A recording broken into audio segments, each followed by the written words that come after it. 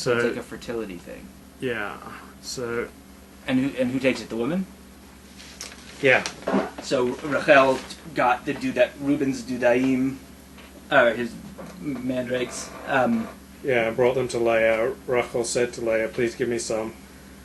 But Leah said to her, "Was your taking my husband insignificant, and now to take even my son's dudaim?"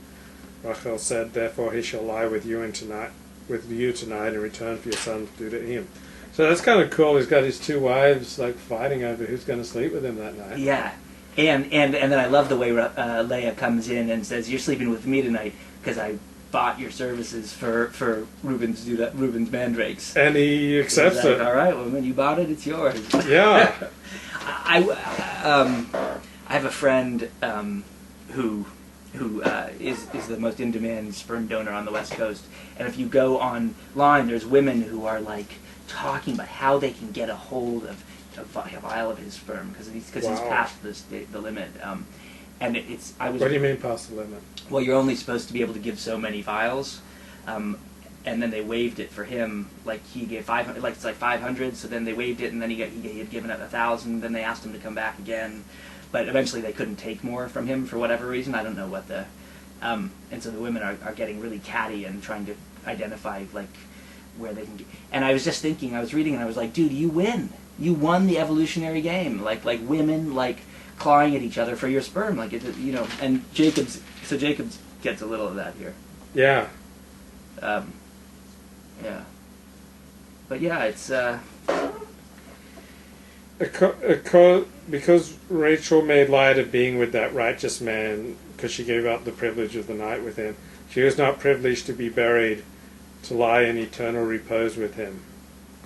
So because she sold him off. Yeah. But she was doing it so that she could bear him a son. So the Art Scroll says it would have been demeaning for both sisters to be buried with Jacob, because the Torah would later forbid the marriage of two sisters to the same man. In choosing between two supremely righteous women, a lapse as relatively minor as Rachel's in this instance was enough to tip the scales in Leah's favor. Wow. That tells you something. That's tough. Rachel really did have it hard, just being so beautiful, and then Leah just wins and wins and wins.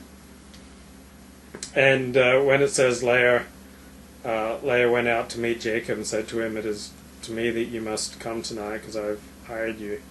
The sages view this unfavorably as an immodest act, and because of it, the Midrash describes Leah critically as one who is fond of going out. Fond of going out.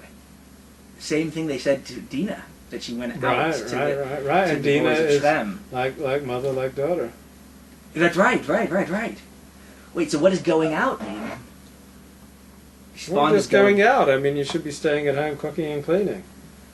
But she went to meet Jacob in the field, and Oh, so the immodest act was that she went out into the field, or that she said, "Hey, I bought your putts for a that night." she went out. That she went out, so she should not have left the home. Yeah. But women, women are full human beings too. I mean, they need You to. think so? I've said before, women need You to. sure? I believe it. Yes. Okay. No, but I mean, I've said before that women need to skank it up occasionally because it's natural and it's healthy, and like they can't, and it expresses something that's in them, and you ought not suppress that. But like, this is like you women can't even, they can't leave the home. I mean, that's just, it's not reasonable. It's not realistic. You end up with a horny housewife who screws the mailman. Right? Yeah, I think it's a little tough to say that she was immodest for going out to meet Jacob in the field. But going out also sounds to me like, because Dinah went out to check out the guys of Shem, and it sounds to me like going out is a euphemism, like no. Like to know a woman is to sleep with her. It sounds like going out is a some kind of euphemism for, I don't know, like for liking sex or something, like, or wanting. Just being too bold and not knowing their place. Yeah. And that's a problem with a lot of people these days. They don't know their place. They don't know their place. That's the problem with Jews. This beautiful female convert to Judaism said that's the problem with Jewish men. They don't know their level. Interesting. Because they're raised by mothers who said you can become president. Yeah. And so they don't know their level, and they don't realize that this woman is like out of their league, and they go up to her anyway. Right. I think there's truth to that. But well, I think I don't agree with the way she describes it. I think there's the confidence they have is fine. The problem is that they don't know their limitations. Don't know their place. Right, but a place is only your place because it's like what's your place at one time doesn't have to be your place in 6 months. Like you can develop yourself. The problem is that they don't do that and they just think it's supposed to come because Mama told them. Oh, some people. I mean, you can only develop yourself so much. You've read the bell curve, right?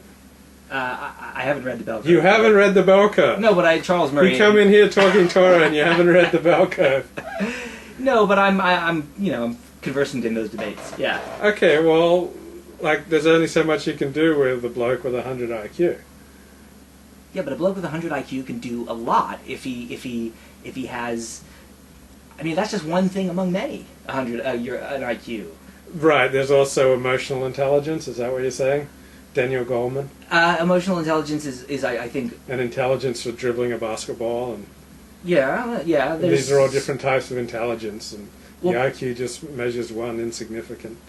Not insignificant. It's significant, but there's different types of intelligence, and there's also different assets that have nothing to do with intelligence.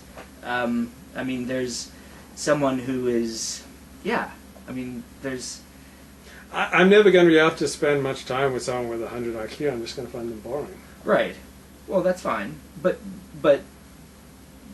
that doesn't mean that they can't do a lot of shit. It just means that they're not going to be interested. They're not going to do a lot of stuff with me. With you. Right, well, that's fine. Or with anyone else with an IQ over 120. Oh, that I don't know about. I mean, I find... Well, you really think that if someone with 100 IQ could date someone with 120 IQ? Yeah. And that they could get along?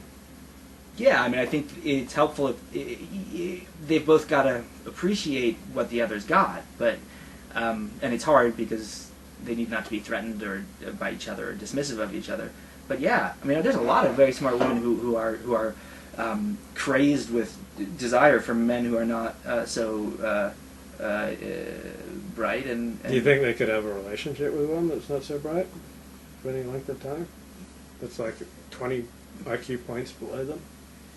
Yes, I think a man who knows himself can keep a woman of much higher IQ in check pretty easily, yeah. So do you think different races have different median levels of intelligence?